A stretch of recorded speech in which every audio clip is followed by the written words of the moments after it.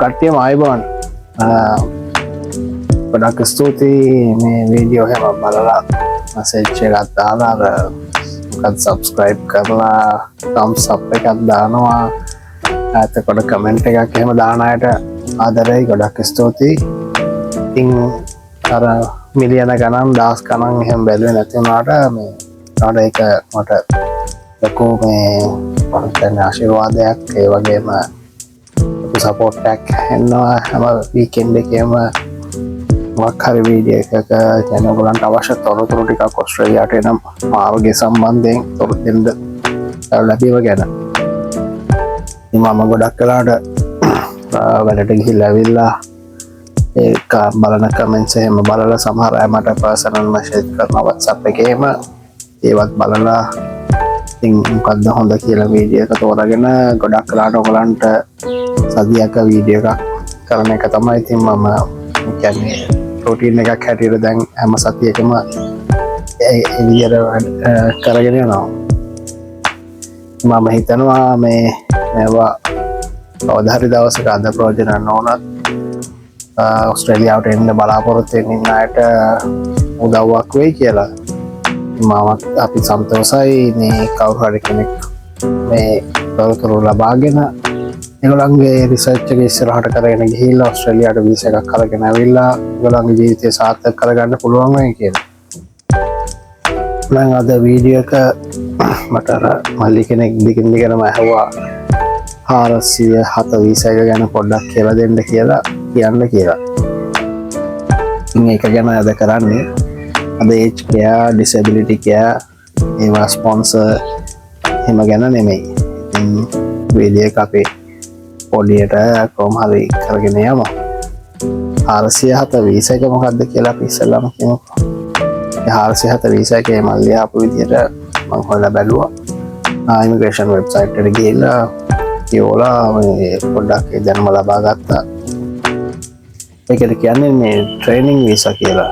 ඒ කියන්නේ ඔයගොල්ලන්ට ට්‍රේනින් කෙනෙක් හැටියට රස්සාවක ට්‍රේන් එක ඒ කියන්නේ කොහොමද කියන්නේ පළපුරුද්ද වැඩි දියුණු කර ගැනීම සඳහා දෙන වීසා එකක්.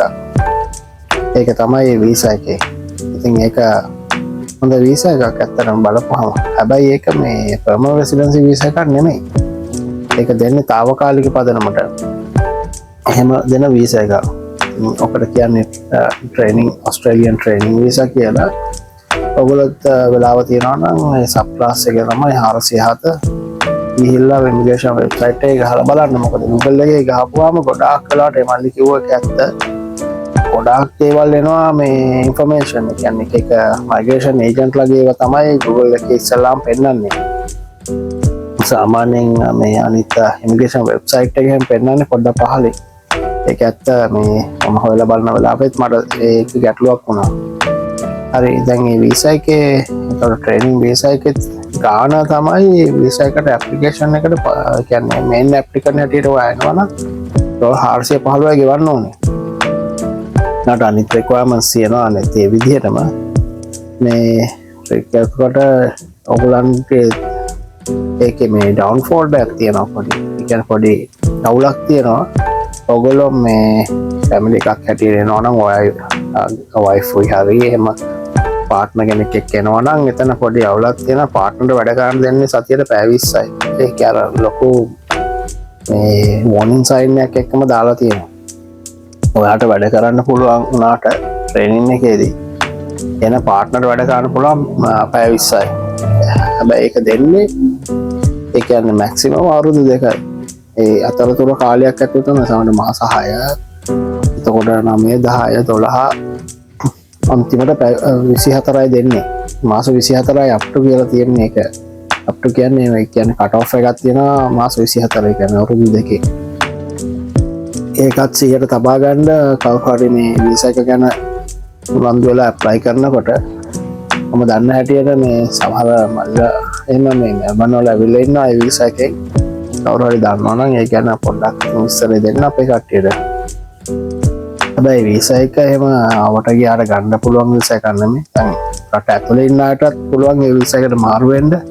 ඒගොල්ලෝ වැඩ කරන ආයතනය ඒ වීසා එක සඳහා ස්පොන්සර් කරන්න ඇප්ලයි කරලා තියෙනවා නම් එහෙම නැත්නම් ඒගොල්ලන්ට ඇප්ලයි කරන්න වෙනවා. ඉතින් රටින් පිට අපේ ලංකාවේ ඉඳලා මෙහෙට ඒ වීසා එකක් ඇප්ලයි කරන්න කවුරු හරි බලාපොරොත්තු වෙනවා නම් අනිවාර්යෙන් ඒගොල්ලන්ට ස්පොන්සර් කෙනෙක් ඕනේ. ඒ ස්පොන්සර් අනිවාර්යෙන්ම මේ ඉමිග්‍රේෂන් එකේ ඒ ස්පොන්සර්ෂිප් ඇප්ලයි කරලා තියෙන්න ඕනේ. ඉමිග්‍රේෂන් එකේ රෙජිස්ටර් වෙලා ඒගොල්ලන්ට අනුමැතිය අරගෙන තියන්න ඕනේ මේ ඒගොල්ලන්ට ට්‍රේනින් වීසා මේ කට්ටිය ගෙන්න ගන්න.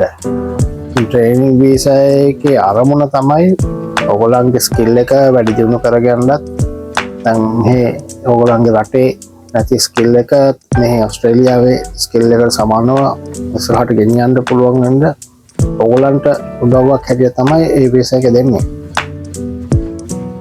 ඔතන විදියට තමයි ඕක පෙන්වන්නේ. ඉතින් ඔතන තියෙනවා මේ වීසා එකක් ඇප්ලයි කරන්න පුළුවන් ජාති කැටගරිස් 3කට බෙදලා තියෙනවා. ඒ අදාළ ඕනම 3කට සෙට් වෙනවා නම් ඔයගොල්ලන්ට ඒ වීසා එකක් ගන්න පුළුවන්. යතන ලොකුම දේ තමයි ඔයගොල්ලන්ට ට්‍රේනින් වීසා එකක් කවුද දෙන්න කැමති වෙන්නේ ස්පොන්සර් කෙනෙක් හොයාගන්න එක. ඒ ඔයගොල්ලන්ට කවුරු හරි ඉන්නවා නම් ඕස්ට්‍රේලියාවේ ස්පොන්සර්ෂිප් එකක් ඒ විදිහට ට්‍රේනින් වීසා එකක් දෙන්න ඔයගොල්ලන්ට ඒ විදිහට එන්න පුළුවන්. මම හැමදාම කියනවා වගේ මේ කියන්නේ කිසි දෙයක් මේ අමාරුයි කියලා හිතන්න එපා. කිසි දෙයක් ලේසි කියලා හිතන්නත් එපා. ඒ කියන්නේ ඕන දෙයක් උත්සාහ කරොත් කරන්න පුළුවන් කියන එක තමයි මට නම් හිතෙන්නේ. මට හැඟෙන්නේ දැන් මෙහෙ ඇවිල්ලා අපිට හම්බෙන මේ සහෝදර සහෝදරියන්ගේ කතා අහපුවම ඒක කියන්න පුළුවන්. ඒ ඔයගොල්ලෝ අර අරමුණක් වෙනුවෙන් ඒක දිගටම වැඩේ කරගෙන යන්න මේ වීසා එක ට්‍රේනින් වීසා එක තව එක ඔප්ෂන් එකක් විතරයි. කියන්නේ සමහර අයට ඒ වගේ දෙයක් කරන්න බැරි වෙන එකක් නෑ. ගොඩක් වෙලාවට ඔය අපි හිතමුකෝ අපේ සහෝදරී ඉන්නවා වැඩ කරනවා